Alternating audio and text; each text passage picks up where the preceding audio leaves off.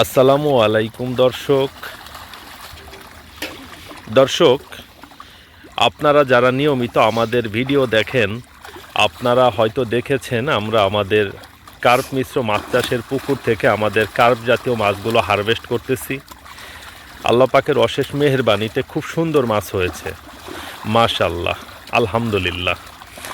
তো দর্শক, যে কারণে মূলত আজকের ভিডিওটা করতেছি, গতকালকে আমি কিভাবে আমরা মাছ ওজন করে আড়তে নিয়ে যাই এই বিষয় নিয়ে একটা ভিডিও দিয়েছিলাম। তো ভিডিওতে এক চাষি ভাই একটা কমেন্ট করেছেন, উনি ওইটাতে লিখেছেন যে আপনি যে পানি দিয়ে মাছ ওজন করতেছেন বা কি একটা লিখেছেন, আমি দেখে খুবই কষ্ট পেয়েছি। তো এই জন্যই বেসিক্যালি আজকে একটু প্র্যাকটিক্যালি আপনাদেরকে দেখাই যে আমরা কিভাবে মাছটা ওজন করি। তো ওই ভাই যে নেগেটিভ কমেন্ট করেছেন, করার পরে দেখলাম যে ওনাকে অনেকেই যা তা বলতেছেন। তো এইটা নিয়ে আসলে আমার কিছু বলার নাই, আমি জাস্ট একটু কষ্ট পেয়েছি। দাঁড়াও তো, অপেক্ষা করো তো। উনি কমেন্টে লিখেছিলেন যে ভাই আপনি পানি দিয়ে তারপরে মাছ ওজন করতেছেন কেন, এবার এরকম একটা কিছু লিখেছেন। দেখুন আমরা মাছ ওজন করি কিভাবে।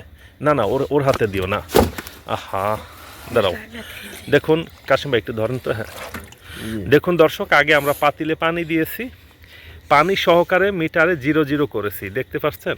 এখন মাছ দেন। হ্যাঁ দেখুন মাছ দেওয়া হয়েছে, কতটুকু হয়েছে? 5 কেজি 300 গ্রাম, 360 গ্রাম। হ্যাঁ আরেকটা দাও। দুইটায় কতটুকু হয়েছে? 9 কেজি 700 গ্রাম। আমাদের মাছগুলো কখনোই এক সাইজের হয় না, কারণ আপনারা জানেন যে নদীর মাছ নানান ধরনের সাইজের হয়, এই জন্য এক একটা মাছের বডি ওয়েট এক রকম হয়। কয়টা? 4টা? কয়টা? 5টা না মোট? 5টাতে কতটুকু হয়েছে দেখি, সাইডা দাও তো। 5টা মাছে 23 কেজি হয়েছে। দাঁড়াও একটু দেখাই, সামনে থেকে একটু দেখাই, রাখো। কত ধরনের মানুষ দুনিয়াতে আছে একটু দেখুক, রাখো। দেখুন দর্শক, 23.0, তার মানে 5টাতে 23 কেজি হয়েছে, অর্থাৎ 5 কেজির কাছাকাছি আমাদের কাতলা মাছের গড় বডি ওয়েট হয়েছে। মাশাআল্লাহ, আলহামদুলিল্লাহ। তো দর্শক, যেই জন্য মূলত আমি ভিডিওটা করতেছি, দেখুন আল্লাহর দুনিয়াতে কত ধরনের মানুষ যে আছে এটা বলে শেষ করা যাবে না। একজন মানুষের চিন্তা ভাবনা এক রকম, আর যারা এরকম নেগেটিভ কমেন্ট করে আমি এটা নিয়ে কিছু মনেই করি না, কারণ আমি এটা মাথায় নেই না, আমলেই নেই না। কারণ আমার মাথায় সবসময় একটা জিনিসই চিন্তা করে, যে যেমন তার চিন্তা ভাবনাও ওই রকম। আর যেই চাষি ভাই আমার ভিডিওর নিচে নেগেটিভ কমেন্ট করেছিলেন, তাকে ব্যক্তিগতভাবে আক্রমণ করার কোনো ইচ্ছাও আমার নাই, আর ওই সময়টাও আসলে আমার হয়ে ওঠে না। আমি চেষ্টা করি কারো মধ্যে যদি খারাপ কিছু দেখি, আমি সর্বোচ্চ চেষ্টা করি তাকে যেন ভালো করা যায় বা তার যেন ওই ধরনের মেন্টালিটি পরিবর্তন করা যায়, এটাই আসলে আমার কাজ। এইখানে দেখুন কাশেম ভাই পানি উঠিয়ে রেখেছে, এই পানি পাতিলের ভিতরে দিয়েছে, পাতিলটাকে 0 করা হয়েছে। দেখুন 0 উঠে আসছে। এবার এই 0 হওয়ার পরে এইটার ভিতরে আমরা মাছ দিচ্ছি, মাছ দিয়ে আমাদের গাড়িতে লোড করতেছি। দেখুন দর্শক, এটা আমাদের সোনালী রুই মাছ। ও আচ্ছা, আরেকটা কথা বলি, অন্য একজন চাষি ভাই, আমার এক খুব কাছের ভাই পিন্টু ভাই বলেছেন, রাজীব ভাই এই যে গোল্ডেন কালারের রুই মাছগুলো তো নদীতে হয় না, এইগুলা কোথায় পেলেন? ভাই এটা তো আগের ভিডিওতেও বলেছি, এখনও আবার বলতেছি, এইগুলো আমাকে ঈশ্বরগঞ্জের রনি ভাই, আমার খুব কাছের একজন বড় ভাই, অত্যন্ত ভালো মানুষ, উনি আমাকে গিফট হিসাবে এটার কয়টা 50টা মাছ দিয়েছিল, তাই না কাশিম ভাই? তো সেই 50টা মাছ আমি শখের বসে আমার একটা পুকুর থেকে একটু নার্সিং করে তারপরে আল্লাহ পাকের অশেষ মেহেরবানিতে আমার এই পুকুরটাতে ছেড়েছিলাম, এখন হারভেস্ট করতেছি। এগুলো আমাদের পদ্মা নদীর মিরিগেল, দেখেন কত বড় বড় সাইজ, মাশাআল্লাহ, আলহামদুলিল্লাহ। মিরিগেলগুলোতে আবার যে 3 কেজি 3.5 কেজি হয়েছে না, 3 কেজি হবে কত? 23 কেজি 400। কাশিম ভাই খাতায় উঠাই দিয়েছেন, বলে যাবেন পরে। 23 কেজি 400। দর্শক, এই যে পাতিলে মাছ দেওয়া হয়েছে, একটু ধরতো, একটু নেটটা একটু সরাতো কাশিম, সমীর ভাই ধরতো মোরা। দেখুন পাতিলে মাছ দিয়েছি, মাছ দিয়ে একটু পানি যদি দিয়ে দেই, পানি দিলে কি হয়, মাছটা খুব সুন্দরভাবে আমাদের গাড়ি অবধি চলে যায়। আসলে মেইন সমস্যা হচ্ছে আমাদের এলাকাতে জায়গা জমির দাম অনেক বেশি, আমরা যে স্থানটাতে বসবাস করি এইটা মূলত আমাদের এখানে ফরেন রেমিটেন্স প্রচুর আসে, প্রবাসী বেশি থাকার কারণে জায়গা জমির দাম অত্যন্ত বেশি, এবং জায়গা জমির দাম অনেক বেশি হওয়ার কারণে আমরা ইচ্ছা করলেই অনেক বড় বড় জায়গাতে মাছের প্রজেক্ট করতে পারি না। শত শত বিঘা নিয়ে আমাদের মাছের প্রজেক্ট করার কোনো অপরচুনিটি নাই। এই জন্য আমার পুকুরগুলো একসাথে না, এক এক জায়গাতে এক একটা পুকুর, এবং এক জায়গাতে 5 একর, এক জায়গাতে 10 একর, এক জায়গাতে 3 একর, এক জায়গাতে 2 একর। তবে আমি এক জায়গাতে অনেকগুলো ল্যান্ড একসাথে করার একটা চিন্তা ভাবনা করতেছি, এবং অলরেডি সেই কার্যক্রমও শুরু করেছি। আপনারা দোয়া করবেন, ইনশাআল্লাহ আল্লাহ চাইলে হয়তোবা আমি খুব দ্রুতই সেটা করে ফেলবো, বাকিটা আল্লাহ পাকের ইচ্ছা। দেখুন দর্শক, আপনারা তো প্র্যাকটিক্যালি দেখলেন না, আগে আমরা পানি দিলাম, পানি দিয়ে জিরো করলাম, জিরো করার পরে কি করলাম, মাছ দিচ্ছি। এই একটু পানি দিয়ে মাছটা নিয়ে গেলে কি হয় দর্শক, মাছের গায়ে যে পিচ্ছিল পদার্থটা থাকে ওইটা নষ্ট হয় না, আর ওইটা নষ্ট না হলে মাছটা মোটামুটি দেখতে সুন্দর লাগে, এবং বাজারে এটার দামটা ভালো পাওয়া যায়। কতটুকু হয়েছে, 2, 4, 5টা মিরিগেল মাছে মোটামুটি 11 কেজি 800 গ্রাম হয়েছে। মাত্র 5 মাস আগে এই মাছগুলো ছাড়া হয়েছিল এভারেজে 700-800 গ্রাম, কোনোটা 1 কেজিও ছাড়া হয়েছিল। যেটা 1 কেজি ছাড়া হয়েছে সেটা এখন 2.5 কেজির মতো ওজন হয়ে গিয়েছে, আলহামদুলিল্লাহ। এবং যেটা 700-800 গ্রাম ছাড়া হয়েছে সেইটাও প্রায় 2 কেজি হয়ে গিয়েছে। তো 5টা মাছে 11 কেজি 800 গ্রাম হয়েছে, তার মানে আমাদের এই মাছগুলোর গড় বডি ওয়েট প্রায় 2.5 কেজির কাছাকাছি হয়ে গিয়েছে, আলহামদুলিল্লাহ, শুকর আলহামদুলিল্লাহ। এগুলো সবই আমাদের পদ্মা নদীর মাছ। তো সম্মানিত সমালোচক ভাই, যিনি আমাকে নেগেটিভ কমেন্ট করেছিলেন ফেসবুকে, আপনাকে নিয়ে আসলে আমার কোনো মাথা ব্যথাই নাই। আমি এই কারণেই শুধু ভিডিওটা করলাম, আপনি যখন ওইখানে কমেন্ট করেছিলেন, আপনার কমেন্টের নিচে আমি দেখেছিলাম যে 2 জন মানুষ আবার রিয়্যাক্ট করেছিল, লাইক রিয়্যাক্ট দিয়েছিল। তার মানে তাদের মনেও সেম প্রশ্ন আপনার মতো আসছিল। হ্যাঁ, এই জন্য আমি আপনাকে ব্লক করে দিয়েছি সরাসরি, আমার ইউটিউবে হোক বা ফেসবুকে হোক। আমার যদি মনে হয় যে কোনো চাষি ভাই বা কোনো দর্শক আমার বিষয়ে কোনো নেগেটিভ চিন্তা করে বা কেউ একটু নেগেটিভ কমেন্ট করেছে, আমি সাথে সাথে তাকে একদম ব্লক করে দেই।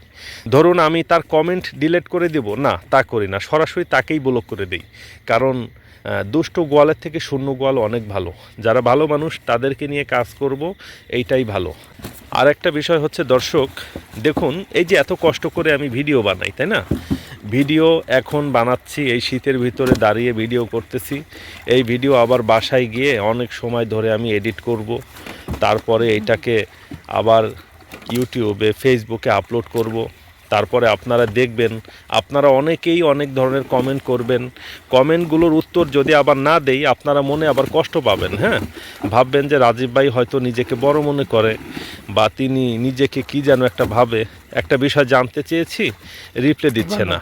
এই জন্য আপনারা যাতে মনে কষ্ট না পান, এই জন্য আবার একটা সময় বের করে আমি এই কমেন্টগুলোর উত্তর দেই। এবং প্রতিদিনই দর্শক সারা দেশ থেকে এবং দেশের বাইরে থেকে নর্মালি 100 থেকে 150 SMS আমার হোয়াটসঅ্যাপে, ইমোতে, মেসেঞ্জারে আসে। আবার কোনো দিন অনেক বেশি আসে, কখনো হয়তো বা একটু কমও আসে, তবে 100-র উপরেই সব সময় মোটামুটি আসে। তো হয় কি দর্শক, আবার একটা সময় বের করে এই মেসেজগুলোর উত্তর দেই। অনেক চাষি ভাই আছে, বোঝে না, জানে না, পারে না, তাদেরকে হেল্প করার চেষ্টা করি। বিনিময় তাদের কাছ থেকে কিছু নেই না, কোনো কিছু নেই না, আর নেওয়ার কথা কোনো দিন চিন্তাও করি না। তাদেরকে বলি, ভাই আপনারা শুধু আমার জন্য দোয়া করবেন। দাঁড়ান তো কাশিম ভাই, একটা কালীবস না কত, দেখুন দর্শক, একটা কালীবস মাছ 1 কেজি 800 গ্রাম ওজন হয়েছে। দেখুন এটা পদ্মা নদীর কালীবস, কত সুন্দর দেখতে, কত সুন্দর, মাশাআল্লাহ, আলহামদুলিল্লাহ। তো যাই হোক দর্শক, যে বিষয়ে আমরা কথা বলছিলাম, তো চাষি ভাইরা অনেক সময় অনেক কিছুই অফার করে যে রাজীব ভাই আপনার জন্য এইটা করতে চাই, ওইটা করতে চাই। আমি বিনিময়ে কিচ্ছু নেই না, কখনো কেউ জোর জবরদস্তি করলেও আমি কিছু নেই না, নেওয়ার আগ্রহ প্রকাশ করি না, আমাকে জোর করে দিলেও আমি নেই না। আমি চাষি ভাইদেরকে বলি, ভাই আপনারা শুধু আমার জন্য দোয়া করবেন, আল্লাহ যেন আমাকে ভালো রাখে, সুস্থ রাখে, আমি যেন আপনাদের জন্য সব সময়ই এরকম কাজ করে যেতে পারি, আর আমার পরিবারের জন্য সবার কাছে দোয়া চাই, এতটুকুই চাই আমি। আর এত মহৎ একটা চিন্তা ভাবনা নিয়ে আমি যে কাজগুলো করতেছি, সেইখানে যদি কেউ কোনো নেগেটিভ চিন্তা করে তাহলে কষ্ট লাগাটাই স্বাভাবিক। একটু সামান্য কষ্ট পেয়েছি, সেই জন্য আজকের ভিডিওতে এত কথা বললাম। তো আপনারা কেউ যদি আমার কথায় কষ্ট পেয়ে থাকেন আমাকে ক্ষমা করবেন। আমি আসলে কখনোই কাউকে কষ্ট দিতে চাই না, আমি কষ্ট পেতে ভালোবাসি। কেউ যদি কষ্ট দিয়ে শান্তি পায়, পাক না, সমস্যা নাই, ওইটা নিয়ে কখনোই ভাবি না। আর দেখুন, একটা কথা মনে রাখবেন, কারো ভালো আলোচনা করাটা একটা মহৎ গুণ। এই গুণটা সবার ভিতরে থাকে না। ভালো আলোচনা করতে হলে অনেক ভালো একটা মেন্টালিটি থাকতে হয়, অনেক সাহস থাকতে হয়, অনেক ভালো মনের অধিকারী না হলে কারো সম্পর্কে ভালো আলোচনা করা যায় না। আর সমালোচনা চাইলেই করা যায়, যে কেউ যে কারো বিরুদ্ধেই করতে পারে, এটা করা খুবই সহজ। আপনি চাইলে বাংলাদেশের প্রধানমন্ত্রী যিনি আছেন তার বিরুদ্ধে একটা সমালোচনা 1 সেকেন্ডেই করে ফেলতে পারেন, কিন্তু চাইলেই একটা ভালো কাজ সাথে সাথেই করতে পারবেন না, বা করার মতো চিন্তা ভাবনাও হঠাৎ করে দেখবেন যে কাজ করে না। আমি একটা বিষয় খেয়াল করে দেখেছি, আমাদের দেশের মানুষ যারা আছেন, আমরা ভালো আলোচনার থেকে সমালোচনাটা অনেক বেশি গুরুত্ব সহকারে করতে ভালোবাসি। এই ধরনের মনোভাব থেকে আমি সবাইকেই অনুরোধ করব, আপনারা বের হয়ে আসুন এবং আসুন আমরা মানুষের জন্য কাজ করি। আমরা সবাই মিলেমিশে সুন্দরভাবে একটা সুন্দর বাংলাদেশ গড়ে তুলি। যাই হোক দর্শক, আমাদের মাছের হারভেস্ট চলতেছে। আচ্ছা, আরেকটা বিষয়, কয়েকজন চাষি ভাই হোয়াটসঅ্যাপে মেসেজ করেছেন যে ভাই আপনি এখন মাছের বাজার একটু খারাপ, এখন কেন হারভেস্ট করতেছেন? তো সম্মানিত চাষি ভাইয়েরা, সবার মেসেজের উত্তর হয়তো দিতে পারি নাই। আপনারা এই ভিডিওর মাধ্যমে আপনাদের এই উত্তরটা নিয়ে নিন। দেখুন, এখন মাছের বাজার খুব একটা খারাপ যাচ্ছে না, মোটামুটি ভালোই যাচ্ছে।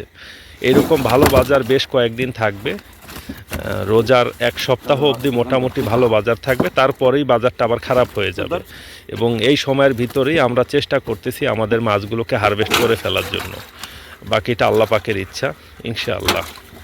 এবং এই সময়টাতে হারভেস্ট করার একটা অন্যতম কারণ হচ্ছে দর্শক, এখন যদি আমরা হারভেস্ট না করি তাহলে আমরা এখন আর মাছ চাষে দিতে পারবো না, ফাল্গুন মাসে মাছ চাষে দিতে পারবো না। আর ফাল্গুন মাসে যদি আমরা মাছ চাষে না দেই তাহলে আমরা আষাঢ় শ্রাবণ মাসে যে মাছের খুব একটা ভালো বাজার থাকে ওই বাজারটা ধরতে পারবো না। আমরা মূলত সারা বছরের মধ্যে ওই আষাঢ় শ্রাবণ মাসে যে মাছের বাজারটা থাকে ওই বাজারটা ধরার জন্য একটা পরিকল্পনা করে মাছ চাষে দিয়ে থাকি। তো দর্শক, এখন এই সম্পূর্ণ মাছগুলো ধরে নিয়ে আমরা আবার চাপের গুলশা দিব এটার ভিতরে, তার সাথে আমরা নতুন পাবদা দিব এবং আমাদের যে চাপের পোনা আছে, গত বছরের যে পদ্মা নদীর চাপের পোনা আছে, ওইগুলো চাষে দিব। আল্লাহ পাকের অশেষ মেহেরবানিতে আষাঢ় শ্রাবণ মাসে আবার আমরা হারভেস্ট করব। ওই সময় খুব ভালো একটা বাজার পাবো ইনশাআল্লাহ। ওই আশা করেই মূলত আমরা এই সময়টাতে মাছের হারভেস্ট করি। আর একটা বছরে কিন্তু সব সময় মাছের বাজার ভালো পাওয়া যায় না। একটা বছরে একটা সিজন ভালো পাওয়া যায়, একটা সিজন মোটামুটি বাজার পাওয়া যায়। আর যেই সিজনটাতে মাছের বাজারটা একটু খারাপ থাকে, যেমন ধরুন এই শীতের ভিতরে ফাল্গুন মাসে বা মাঘ মাসে যারা আমরা হারভেস্ট করি, তো এই সময়টাতে হয় কি, একটু বুদ্ধি করে যদি একটু বড় সাইজের মাছটা মজুত করা যায়, আর সব মাছগুলো যদি মোটামুটি 1.5 কেজির উপরে, 1.5 KG, 2 KG, 2.5 KG, 3 KG, 4 KG এরকম সাইজের করে বিক্রি করা যায়, তাহলে মোটামুটি লস হয় না, ভালোই একটা প্রফিট হয়। আর চাষ ব্যবস্থাপনা যদি একটু মিশ্র রাখা যায় তাহলে তো কোনো কথাই নাই, আল্লাহ পাকের অশেষ মেহেরবানিতে, তাহলে খুবই ভালো হয়। তাহলে এর সাথে যদি কিছু দামি মাছ থাকে, ধরেন গুলশা থাকে, কিছু চিংড়ি থাকে, বা কিছু রায়কর থাকে, বা এটার সাথে যদি একটু পাবদা করা যায় বড় সাইজের, তাহলে তো কোনো কথাই নাই, তাহলে আরও ভালো হয়। প্রফিটের যে পরিমাণ সেটা অনেক বেশি হয়। তো দর্শক এবং সম্মানিত চাষি ভাইয়েরা, আমি আশা করি আমার এই দীর্ঘ আলোচনা থেকে আপনারা সম্পূর্ণ বিষয়গুলোই স্পষ্টভাবে বুঝতে পেরেছেন। আপনাদের সবার সুস্বাস্থ্য এবং দীর্ঘায়ু কামনা করে আমাদের আজকের ভিডিওটা আমরা এখানে শেষ করতেছি। আপনারা সবাই ভালো থাকবেন, সুস্থ থাকবেন, আমার জন্য সবাই দোয়া করবেন। আসসালামু আলাইকুম ওয়া রাহমাতুল্লাহ।